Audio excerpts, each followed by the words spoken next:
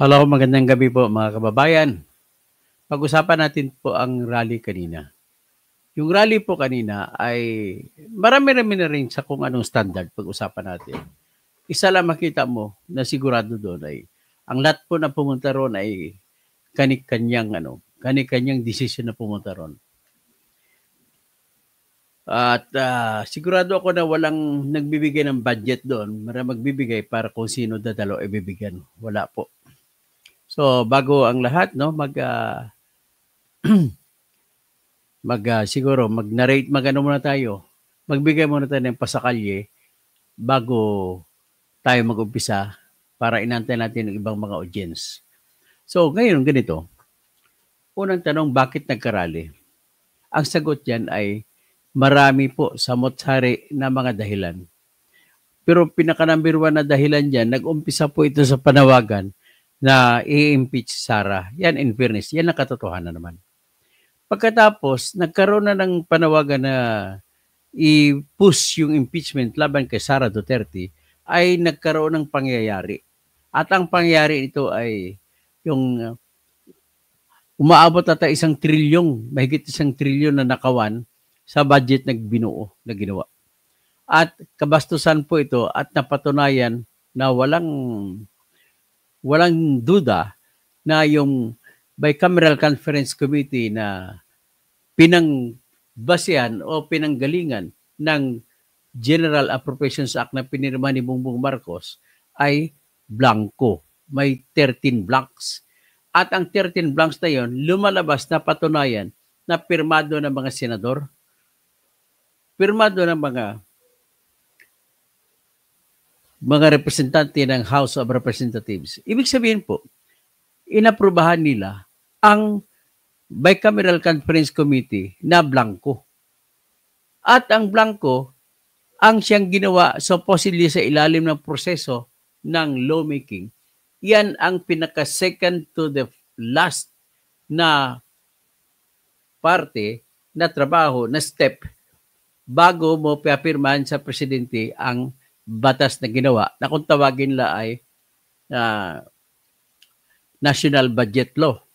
Ibig sabihin na National Budget Law ay para po yan sa batas para magsasabi kung magkano ang ilalaan na gagastusin para sa 2025 at ano-ano ang pagkakagastusan. Yan po nakalagay dyan. Ngayon, kung titingnan mo, bakit naman blanco? Sigurado po tayo na blanco. Unang-una, nagsasabi na blanco.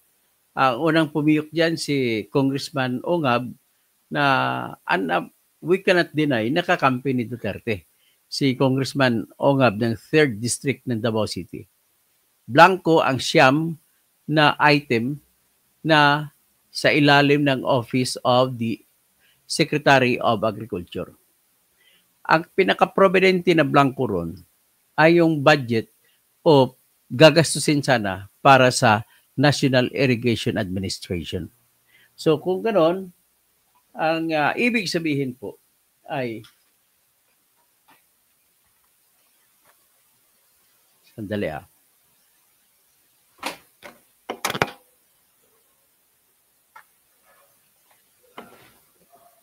Kung blanco, ang ibig sabihin, sabi ko ay niyari.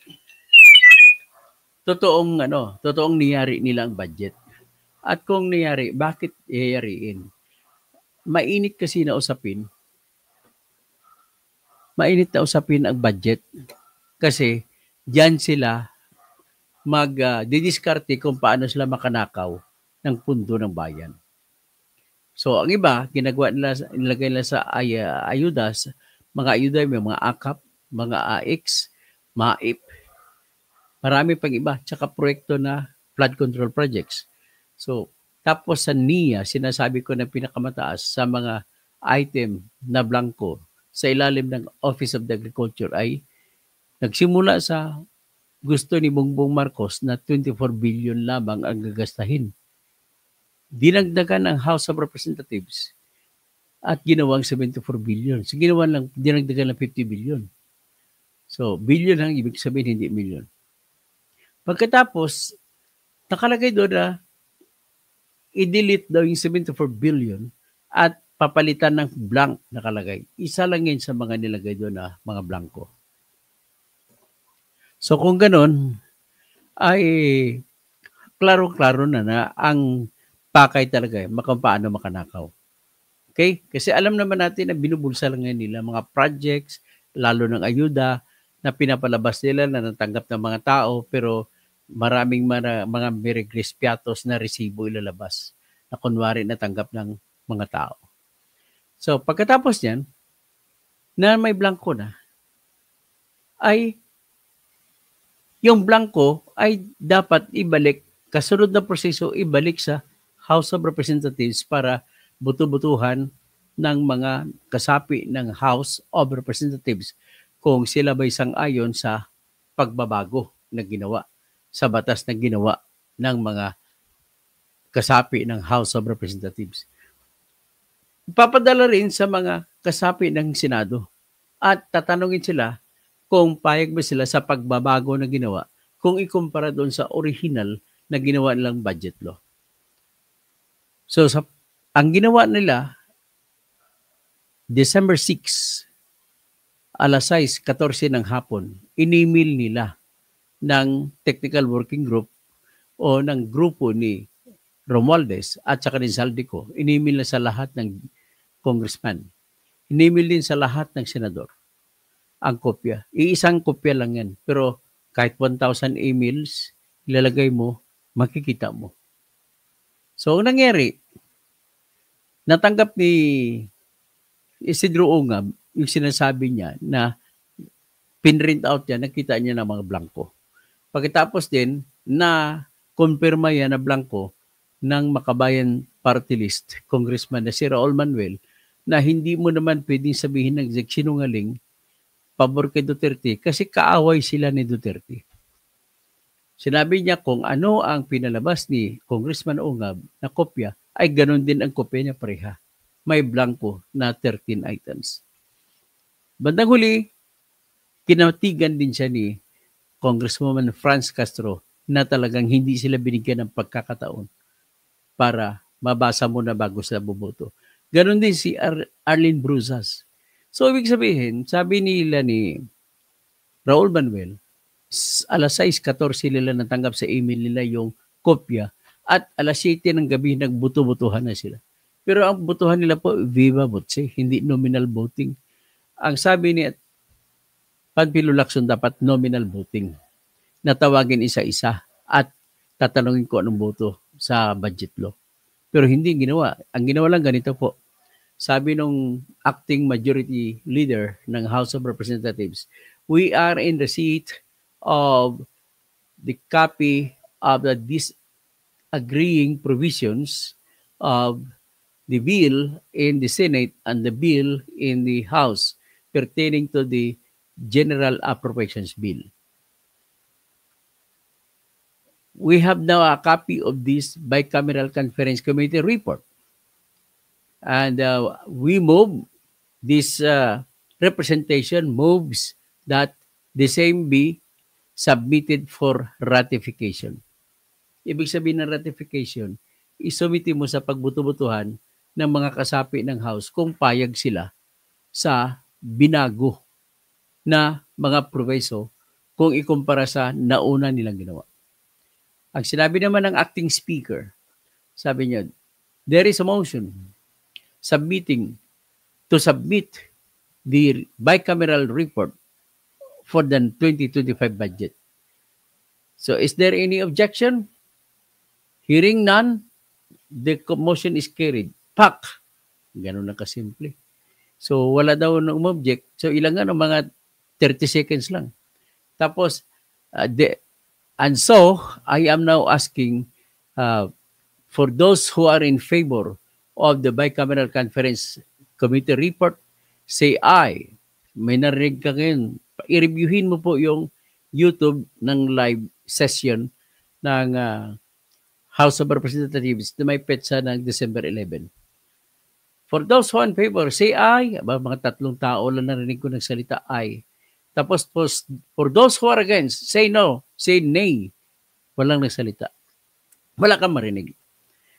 So ngayon, ang ibig sabihin, imbis na tatanungin isa-isa ang mga congressmen, ano boto mo? Yes po, yay. Ano boto mo? Ay. Tapos nay. So, mag-explain bawat isa ko ano boto. Hindi yung tatanungin lang na kung sino man gustong sa Bicameral Conference Committee, sumigaw kayo ng yay, ay. Tatlo lang sumigaw eh. Hindi na valid yun. Tapos, walang sumigaw sa nay. Yan ang ginawa nila. Sinishortcut, halata na minamadali para hindi ma-discover yung blanco. So, sinadya yung mabilis na pinadala ang kopya na blanco, natanggap ng mga congressmen at saka senador alas 6:14 ng gabi, nung pizza December 11 pa. Tapos, alas 7, ilan ang pagitan? 14 at saka 46 minutes. In 46 minutes, nagbuto-butuhan na sila. Hindi nabutuhan na, sinumiti na para aprobahan. So, in 1 minute, isang minuto lang, nayari ang kinabukasan ng bansa. Inaprubahan ang budget na ang Bicameral Conference Committee report na may blanco. Ganun po nangyari dyan. So kung ganun ang ginawa nila, may sadya. Okay, next. Sa Senado naman, tingnan mo, reviewin mo yung December 11, 2024 na video ng Senado, na Senate session. Nakita mo dyan na yung majority floor leader na si G.V. Ejercito ang nag-propose na aprobahan yung Bicameral Conference Committee report sa disagreeing provision. So nag-move siya, tinawag niya yung sponsor ng bill, yung sponsor ng Bicameral Conference Committee report na si Grace Poe.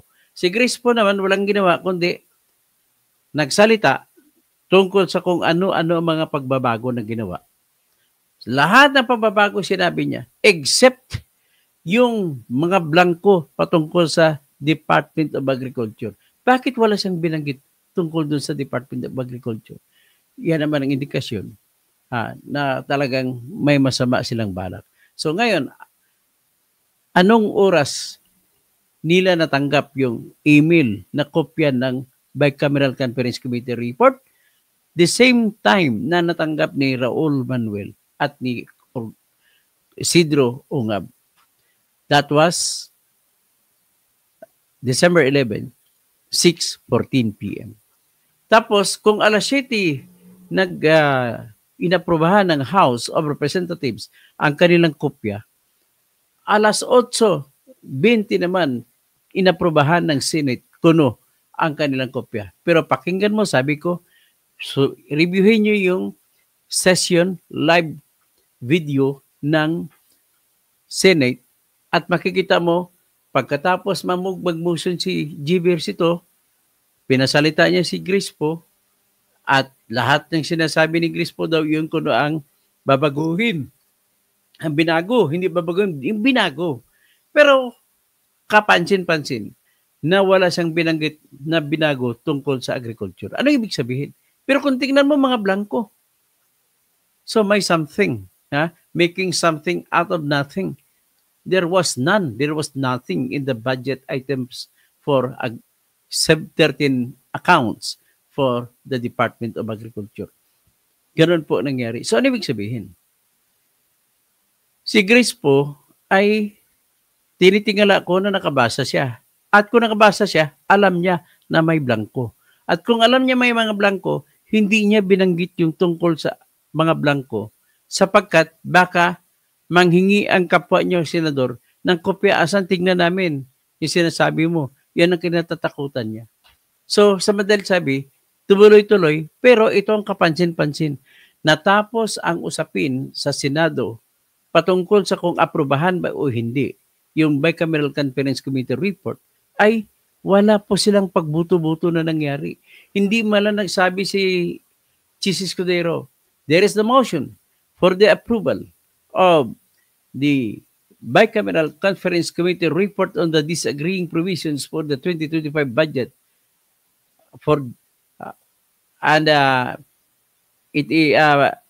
there's a motion. So, hearing none, sabi niya, magtatahimik muna si Chis. Hearing none, then the motion is carried.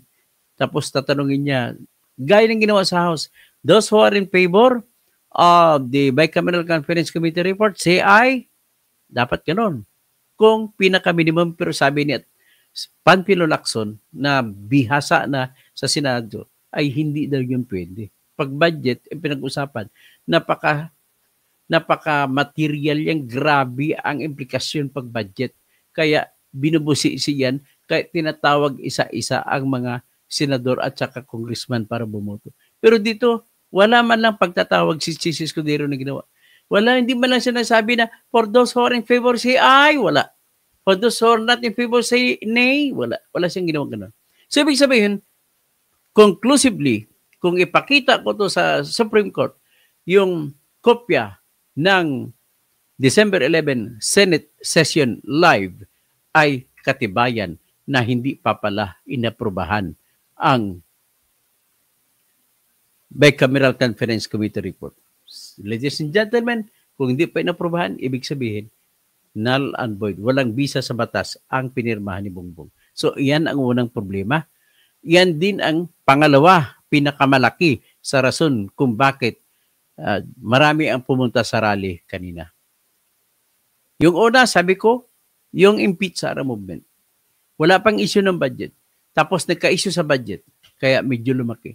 Tapos, yung grupo naman ng T-Intrio, patungkol naman sa Smartmatic, sa pag-deny ng Supreme Court ng kanilang petition for mandamus na utusan ng COMELEC para sundin ang pagpapatupad ng kanilang sariling utos na mamili ang T-Intrio ng 30 na presinto para buksan para mag-recount manual at ang resulta sa recount na manual mano-mano ay ikumpara sa resulta ng Smartmatic. So, yan ang isa sa punto ng dahilan ko bakit nagrally. Andyan kanina sa rally ang grupo nila ni T-Intrio, ni retired General Eliseo Rio, si Franklin Isaac at saka si Augusto Gas Lagman. So, ang isa pang problema na nagdulot kung bakit marami din ang pumunta ay yung issue na sa pagbenta ng sikretong binenta ng COMELEC ang lahat ng PCOS machine na nagkanumero ng 81,776. Binenta nila sa halagang 12 million. At kung kwentahin mo, pumapatak sa 149 pesos lamang bawat piraso. Akalain mo, binili ng COMELEC yan sa halaga ng bawat isa, 22,000 pesos. Bibenta na lang 149. Kung kakahuyin mo yun, ibebenta mo lang mga pyesa, mahigit 5,000 ang kikitain mo.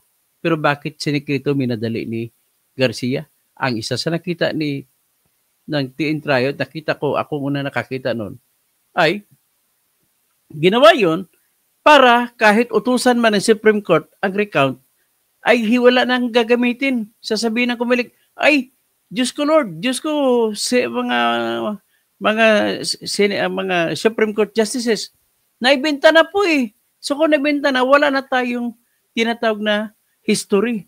Ang tawag diyan digital forensics. Para malaman ko anong oras, ilang botante, ilang boto ang pinadala. Yun na sanang dahil, bakit nila binenta at nasira na? Ganun pong ginawa ng kwan. So isa rin sa mga dagdag ni issue kung bakit nagrally mga tao. So kung binenta, ang presyo, plunder pa kasi palugi.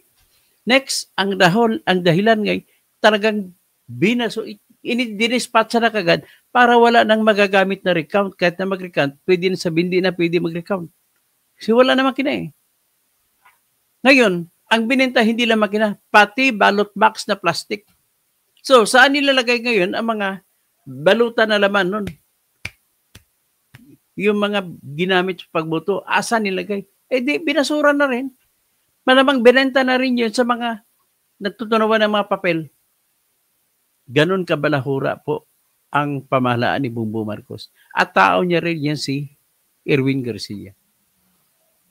So, ang iba pa rin nag-audyok dyan, yung tahasan, walang pakundangan na pag-disqualify, pag-deklara na nuisance ng COMELEC sa mga nagtatakbong kandidato. Isa rin yan sa dahilan.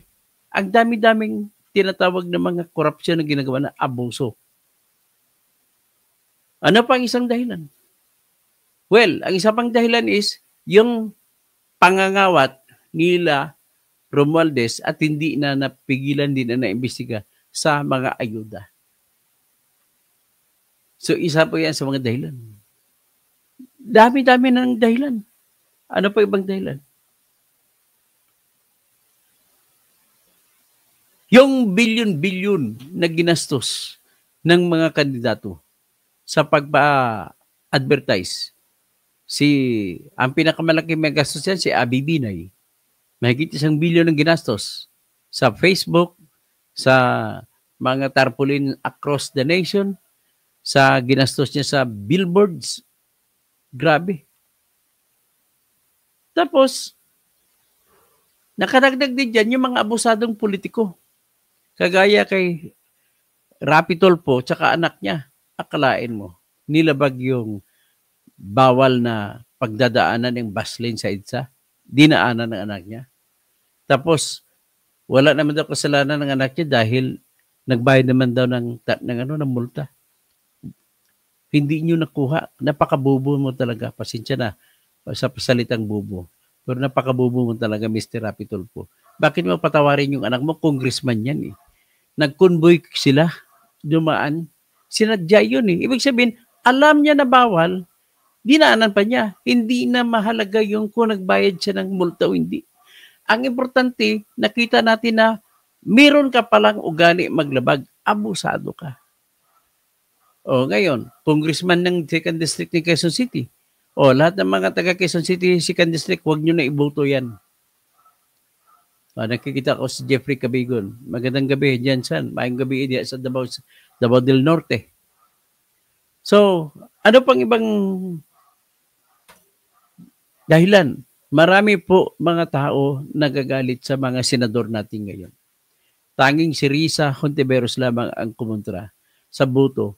Pinayagan nila, binoto nila na gawing Filipino citizen yung isang Chinese na may link sa Pugo na siyang financier. Sinasabing financier, sinasabing financier, doon sa Pugo sa Purak, Pampanga. Grabe. Ganun ang mga senador natin ngayon. So ano kung yung magagawin natin? Kaya ang nangyari kanina, sinama pa rin ang mababang sahod na gusto pataasan ng mga mamamayan. At in fairness naman kay Amy, si Amy kasi nangungulilat sa survey. So ang gusto naman ni Amy, which is I love it, yung sinasabi niya, pantay-pantay na lang ang minimum wage sa buong bansa. Hindi na gagawin na Region 1, Region 2, kasi sabi niya, sa Region 1, halimbawa, mababa ang mga pagkain, mura ang mga pagkain, mura ang ibang ano, pero ang mahal naman ng gasolina. Kung pupunta ka naman ng Mindanao, umaabot po sa Palawan, 90 pesos ang kada litro ng gasolina at krudo. Mababa nga yung mga isda, pero binawi naman sa magastos na mga sobrang mahal na mga krudo at gasolina. Kaya may wisdom din sa kanya na pantay-pantay na lang ang minimum wage sa buong bansa. At kung ganun pantay-pantay, sigurado po ako na wala nang luluwas ng Maynila. Wala nang pupunta sa Maynila para maghanap ng mas magandang trabaho. Ang rason lamang kung bakit maraming tao sa Metro Manila ay simple. Dito kasi sa Metro Manila, ang pinakamataas na sahod. Pinakamataas na minimum. Ibig sabihin, bakit sila pumunta rito? Wala po silang kikitain sa sakahan. Bakit sila kikita sa sakahan? Panay kayo ng import ng sibuyas, import na kung ano, hindi na maibebenta ng mahal ang produkto ng mga magsasaka natin. Binabarat pa yung mga produkto na magsasaka sa bigas, sa palay. Yan po dahilan mga maraming problema. So, sa madalit sabi, ito po, itong nangyari kanina, sabihin mo na kung ako mag-estimate, ilagay natin. Sabihin natin kahit 20,000 lang. Sapat na kahit 10,000 lang. Yun po ay sapat na para magiging hudyat para sa mga sunod-sunod na pag-aklas na darating ng mga araw. At mind you, wala pong lahat yun, kung sino may pera, marami pong hindi nakapunta dahil walang pera. Yan po ang katotohanan ng buhay. Kasi kung may pera lang lahat, nako, makakaasa ka po na pupunta mga yan. So, ipakita ko lang sample.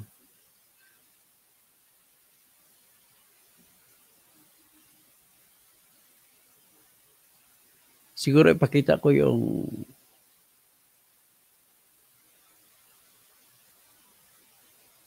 ito yung ibang mga sample. Pakita ko lang yung mga rally kanina.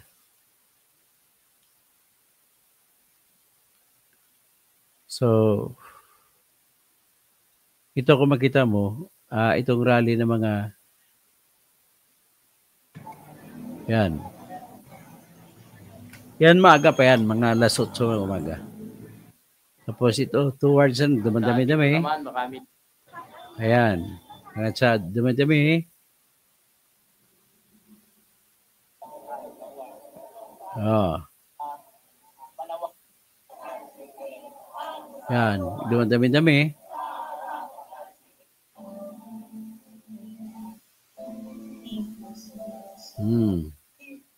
Sa mga maliliit na boat, magmula kitsa, magmula pero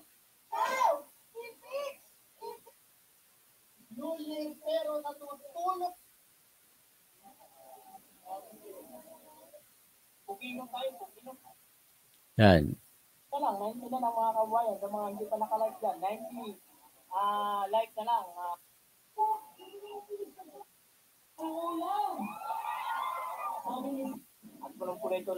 Marami pa bang ibang nagrally doon sa ibang lugar? Doon sa kanya-kanya mga sentro, no? Sa Baguio City, alam ko meron din.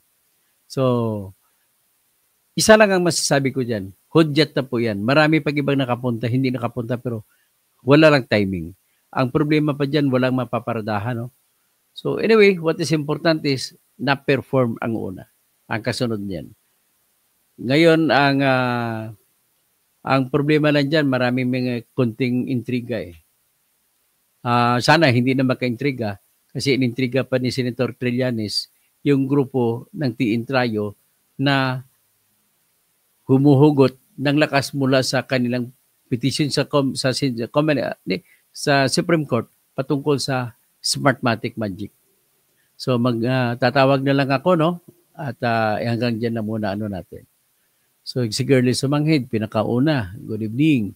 Helen Conde, Remigio Magtubo, May Pabengi, Ricardo O, tapos Feli Aguillon, tapos Elvira Riza Rizo, si Erlinda Sarmiento, Kiriko Candelosas, tapos Bernardo Menjola Indalagim, tapos Cassandra Daisy, Virgilio del Rosario. Dapat lang na ituloy-tuloy na ang rally. Kailangan kada Sabado magra-rally na yan. Jose Martinez, attorney, hindi po bayad ang mga tensions na kasama sa rally. 1K di umano. Hindi naman natin mga seniors ba? Ang mga seniors po tinanggalan na po sila pension na 1,000 a month kasi binito o dinisapprove ni Bongbong Marcos. Jose Martinez, attorney, hindi pa bayad ang mga seniors na kasama sa rally. Hindi ko alam kung may bayad o wala. Hindi ko alam kung may bayad. Kasi ako wala naman kung narinig na may nagbayaran eh. Tapos si Arnolfo Iscame, Sir Toto, pro-BS ang dapat nating gawin. Ano ba ang dapat nating gawin? Digmaan na lang ba? Huwag naman digmaan. Pangit naman yun. Helen Conde, can we just prioritize the impeachment? Hindi po pwede masabi, Helen, na prioritize. Marami po. Unang-una, sino ba naghaharang ng impeachment ni Sara? Ang sagot yan, wala nang iba, kundi si Bongbong Marcos. Pangalawa, sobrang laki ng ninakaw nila. So, hindi mo mahiwalay yung dalawang issue na yan. Kaya, kung ako tanungin nyo, dapat tanggalin niya, mag-resign yung dalawang yan para magkaroon ng special election. Cassandra Daisy, si Trillanes ay dapat hindi maka-BBM. Ang problema po, pasensya na, no? Kung sino man ng mga magdalo dito, mga fans ni Trillanes, ito'y obserbasyon ko lang. Hindi siya bumaban at laban kay BBM. At kung hindi siya bumaban at laban kay BBM, siyempre magtatanong din ang mga tao. Akala ko ba makabayan ka? Eh bakit yung si Duterte lang tinitira mo? Bakit si BBM hindi? Parang gano'n lang yun. Kasimple. So let Mr. Trillanes speak about it. He knows it well. Siya lang nakakaalam yan. Hindi natin alam kung anong sa likod niya, kung bakit hindi siya nagsasalita laban kay Bongbong. At kung hindi siya nagsasalita patungkol sa budget, nagsasalita pa siya ng budget daw ay inimbento ni Duterte. Please lang, hindi po inimbento ni Duterte yan. Inimbento po yan ng mga congressmen na kakampi ninyo at mga senador. Kaya nga dapat nga tama na, tapusin na yan. Tapusin na yung sistema ng blanco-blanco at saka singit. At sinasabi pa nila na yung destabilization daw, sabi ni Bongbong Marcos at mga kakampi niya congressman. Kasi daw ang nag-file Duterte. Nagkataon lang na una lang ang grupo na Duterte nag-file. Ako pa-file din ako ng kaso tungkol dyan. Dami kong kontrahin dyan. Unang-una, bawal po yun na magiging bicameral conference committee blanco tapos babasihan mo na magiging General Appropriations Act. So, well, marami kayong narinig na argumento kay Chis Escudero, mula kay dating Senador Franklin Drilon, kay si ex-Justice Antonio Carpio, parang bumago din ang side niya, pero minsan nagsabi siya na kahit pa daw totoo na mapapatunayan na blanco ay valid pa rin daw budget. No, I beg to disagree. Papasok po tayo sa doktrina ng ebidensya. Sa doktrina ng ebidensya, kapag malabo ang irregularidad na makita, pag wala ka kung mayroong mga suggestions ng irregularidad o kung malabo, mananaig ang general rule, presumption na tama yung ginawang batas. Pero kung clear and convincing at napakaklaro ng ebidensya ng binasihan ay bicameral conference committee report na may mga bakante, ay yan po ay sapat na magiging dahilan para may deklara na basura sa batas yung General Appropriations Law. Tapos, mas maganda pa nga ang sinabi ni Ping Lacson. Sabi niya tanging Supreme Court lamang makapagsabi kung pwedeng basihan o hindi. Well, tama ka. Pero siyempre, ang magtatanong tayo, alin ang susundin ng Supreme Court? Yung general rule na kung anong batas yan sundin, bahala na may depekto, o yung depekto na dahilan para madeklara na null and void yung batas. Itong pangalawang sinabi ko ang masusunod. Sapagkat po, napakaklaro ng ebidensya. In fact, beyond reasonable doubt at beyond the shadow of doubt para sabihin na may mga blanco. Kaya yung ibang mga nag-opinion na sa kabila ay pasensya na, mali po kayo. Yan ang masasabi ko. Okay. So, ibig sabihin, umaasa ako na mananalo kami sa Supreme Court. Pangalawa, ang dahilan ay lampas po sa nilabag ang utos ng Supreme ng Constitution natin na nagsasabi sa Article 14, Section 5, Paragraph 5 na highest budget priority ay yung edukasyon. Dito sa budgeting ginawa na, mas mataas pa ay yung Department of Public Works and Highways kasi dinagdagan nila 288 billion na flood control projects. So, yan ang tanong. Tapos, ang ginawa naman ni Bongbong para palabasin na mas mataas pa rin ang budget ng edukasyon, sinama niya sa budget ng edukasyon ang budget na binigay sa Philippine Military Academy. Kasi sabi niya, edukasyon naman yan. Sinama rin ang budget na binigay doon sa Philippine National Police Academy tsaka sa lahat na public safety college o nagtitraining ng mga police ng mga PO1, PO2, PO3 o di kaya sa rin to. Sinama niya rin ang Development Academy of the Philippines na isang master school ng mga nagtatrabaho sa gobyerno. Ang hindi niya sinama yung PhilJA, Philippine Judicial Academy. At hindi niya rin nasama ang NBI, National Bureau of Investigation Academy.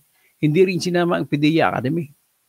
So in other words, what makes us resent or disagree with Bongbong Marcos is since time immemorial, mula pa panahon ni tatay niya, ang budget sa Philippine Military Academy, sa PNPA, sa Philippine Public Safety College, sa DAP, Development Academy of the Philippines, at saka iba pa na mga panggobyerno, ay hindi kasama sa pagkwenta kung edukasyon ba yun sila o hindi. Sa ngayon, ang tradisyon na nagsasabi, latest tradition, ang kinukonsidera lamang na edukasyon ay CHED, DepEd, TESDA. Yun lang, wala nang iba. So, hindi pwede sabihin, anong pagkakaiba nung DepEd, CHED, TESDA? Ang pagkakaiba kumpara sa PME. Sa PME, pag pumasok ang isang estudyante, ay nanunumpa muna sa watawat na siya isundalo na. Pag nanumpa ka sa watawat, empleyado na siya ng pamahalaan. So, ang pagkakaiba, empleyado na siya ng pamahalaan, kaya hindi mo pwede, sweldo na nila yan. So, if those are salaries of a soldier, you cannot consider that as expenses for education. Ganun po ang aming standya. Kaya pag magsampa kami ng aming kaso, simple-simple lang, maximum na yun siguro mga 10 pages. Pero I will try to make it short in 6 pages only para maintindihan kagad at para madesisyonan kagad. Ang aming hilingin lang ay tanggalin ang budget, huwag naman ipa-invalidate lahat. Tanggalin muna ang budget na mga blanco.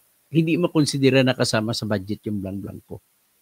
Pangalawa, yung sobra sa DPWH, yung 288 billion na dinagdag, tanggalin muna lahat. Ganun lang kasimple. So, yan ang hilingin namin para ma-save yung budget. Or, entirely i-declare na null and void at may utos sa Bicameral Conference Committee ang Supreme Court na mag-meeting ulit kayo at gawan in 10 days, ayusin ninyo, tapusin ninyo at ipasubmiti ulit at ipapirmahan ulit kay Bongbong Marcos at gagawin pa rin the same ang number ng Republic Act. Ganon ang aming hilingin. Okay? So siguro, ito na magbabati pa ko, no? Cassandra Daisy, support ng the good governance team. Lahat ng korupsyon nilalabanan. Tapos, PC Mon Ongano, Cassandra Daisy, parang sa Comelec in 1 hour, 20 million votes. Yes, yan po ang ating titirahin din dyan. Henry Huerto, I think this has been what they are doing ever since. Bug Sadam, maayong gabi, sir. Paunti-unti na nagkakaroon ng kaalaman ng mga tao dahil sa mga informasyon mo, sir. Okay, so Cassandra Daisy, Attorney Libayan said na bawal ang mga senators at congressmen to be involved in the implementation. Tama yan. Ito pang isa, buti binanggit mo yan. Tama si Attorney Libayan sa pagsasabi na bawal sumama sa pagbibigay ng ayuda ang mga congressmen. Pero nakikita mo sa mga mall, pagbibigay ng akap, nandun ang tarpaulin ni Tambaluslos, nagsasalita pa si Tambaluslos. Ang dami mga congressmen, may mga kakampis na mayor nandun. Kaya nagpapakita sila sa tao na gusto nilang sabihin, hindi nila masabi direkta, kami po, sa amin po galing yan. Naku naman, pera po natin yun, ibibigay sa mga kapwa natin na tinitingala nila na kuno. Pero ang katotohanan ng buhay po, ganito po nangyayari sa mga AKAP tsaka AX. Nililista nila kunwari binigay. Yung iba totoo, pero marami dyan kunwari. At papirmahan, kunwari, yun ang tao nakatanggap. Pero pag binirify mo sa listahan ng Philippine Statistics Authority, makikita mo na wala. Hindi totoong tao. Kaya I am demanding from the DSWD na kumuha kayo, ibigay nyo sa Philippine Statistics Authority ang mga pangalan na nakakuha na nabigyan ninyo ng ayuda at ipasuri sa Philippine Statistics Authority kung totoong tao yun. Kasi lahat ng pinanganak mayroong detalye doon sa PSA or Philippine Statistics Authority. Kagaya ng ginawa ninyo sa mga pirma-pirma ni Mergis Piatos, ni Coco Villamin at saka iba pa doon sa pera naman ng confidential fund ni Sara. At panahon na po, natanggalin na natin ang confidential fund. Tanging military at mga police operatives na lang natin ang dapat merong confidential fund or intelligence fund.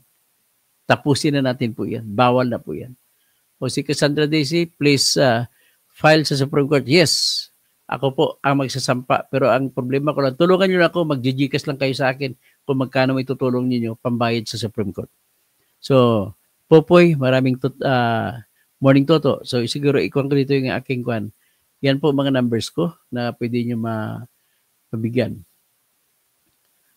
Tapos, Dominador Ortega, si Emma Esmeralda. So, Omom Reacts, Han Bimurde, Antonio Villalba Albay, maayong gabi. John Kabinbin, magandang gabi po. Diyan sa ano, sino kayang kinusuportahan natin na mayor sa San Jose, Batangas? Paki-type ulit. Nakalimutan ko. Si Clarita Paras, si Gia, Jeffrey Cabigon, magandang gabi. Okay, Eder Stein. Kaya yung rally ng mga tao tungkol sa pagbenta ng Picos at lahat na maaaring magpakita na pandaraya ng Smartmatic ay si Kumilik Garcia ang patalsikin. Tama po kayo. Gia Sir Toto Casting, good evening. Romel Bingson, ano ang dapat gawin kay George Garcia? I-impeach na lang natin. Naimpag nga gabi, Romel, impeach natin yan. Dominador Artiga, impeach Sara now. Diosdado Berdin, Bunyog Party List, kayo and vote ko basta makag-PBBM. Nelson Palomaria, vote buying, korupsyon at kahirapan, ang lahat ng ito ay pumanana ng Pilipino kay Marcos Sr. Berlin Ruiz, tama, daming red flag ng mga sa Chekwa na yan. Cassandra Daisy, nako po, mabubusisi ang pork barrel ng mga politiko, 5 billion para sa senators at 21 billion para sa Kongreso. Alvin Alonso, good evening, attorney.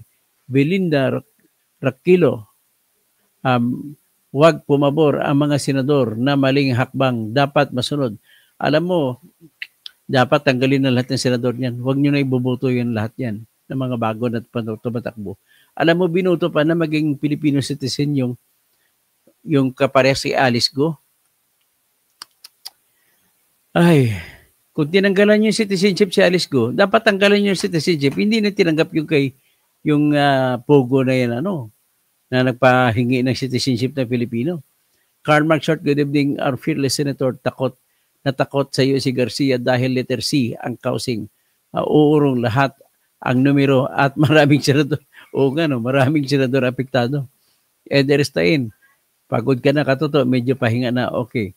Marlo Gubat, Bebe Di Castro, Cassandra Daisy, Bingliwag, Toti Gabales, Manuel Perig. Asa akala mo sa sarili niyo na mananalo ang Kabonyong Party List, ay siyempre opinion mo na lang yan. Hindi naman kami na masyadong mayabang. Nag-i-hope rin kami, kumakatok pa rin kami na ibuto yung Kabonyong Party List. Emerita Dionisio Ruha, Amig Givana, Mathing Disimban. Oy, brother, ito roommate ko to sa Mindanao State University, Marawi. Hello, Atty. Toto Engineer, good evening. Mating. Mart, kumusta Mart? May number ako dyan, kunin mo sa inano ko.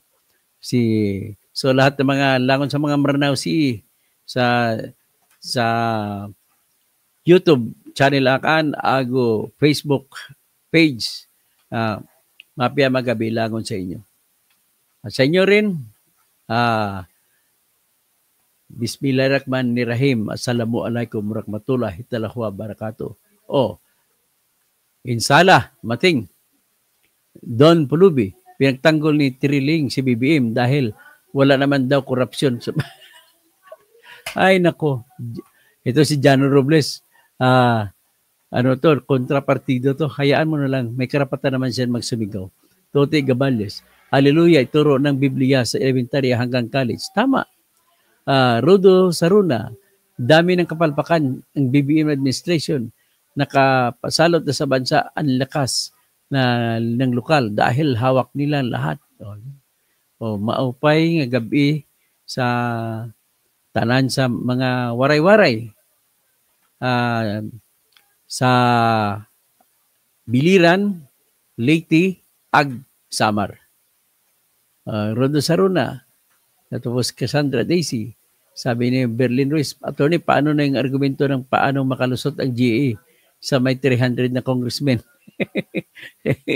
Siyempre, imposible yan, pero bakit nakalusot?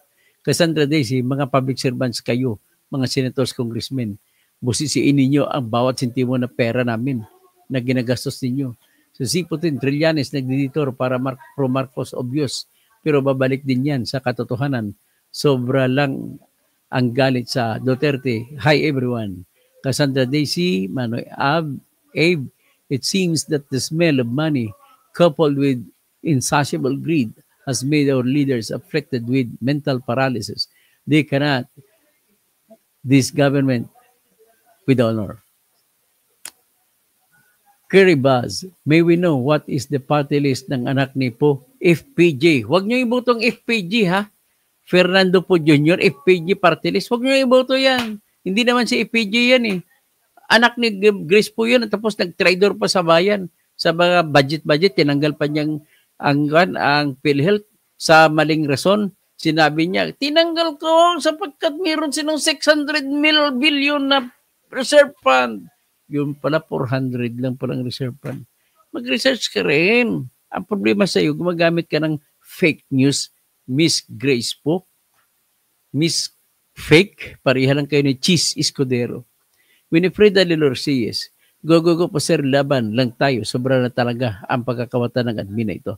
Evangeline Cardinal, Toti Gaballes, hallelujah, praise the Lord. Tapos, sino pa? Si Richard Hamora, Atty. Toto, by analogy, that if the mother title is null and void, all the derivative, tama yung analogy mo. Kung ang pinagmulan ay null and void, ang patutunguhan null and void din. Ganun na kasimple. Very correct. I salute you. Ang galing mo ng argumento, ang galing ng logic mo. Ganun lang ho kasimple yan. Regent Ford, good evening, Atty. Toto Kasing, stay healthy. Happy Japi Arante Piñalosa. Johnny Gargarita, huwag ka mag-alala kung hindi tayo dinala sa Senado ngayon. Sa 2028, tatakbo po akong presidente. Ganon po pinangako ko sa inyo. At ngayon, araw-arawin ko, maglalatag ako kung ano talaga dapat gawin ng presidente para magiging maayos ang ating bansa. Si Conchel Ray Policarpio, iboto nyo dyan sa San Jose del Monte. Isama nyo na rin si Irene Bonita del Rosario sa pagka-vice mayor. Tsaka si Colex Soliman, iboto nyo pagka-board member ng Bulacan. Yan po ang kandidato ng Bunyog. Yan, mga kasama na ng Bunyog yan. Si Rinaldo Policarpio, si Irene Bonita del Rosario, Hazel K. Olabi. Tama nga, mga bago. Puro mga bago iboto natin para kung makasiguro kayo pagbabago, puro mga bago. Ferdinand San Juan, mabuhay po kayo, Atty. Toto Kasing. Cynthia Manalo, hello, good evening po, Dr. Engineer Toto Kasing. At this time, I just want to tell you, I love you all. At isang magandang gabi sa inyong lahat. BBM Sara Duterte at Romualdez. Magandang gabi po. Si Jerica Lonset, humabol pa. Magandang gabi po.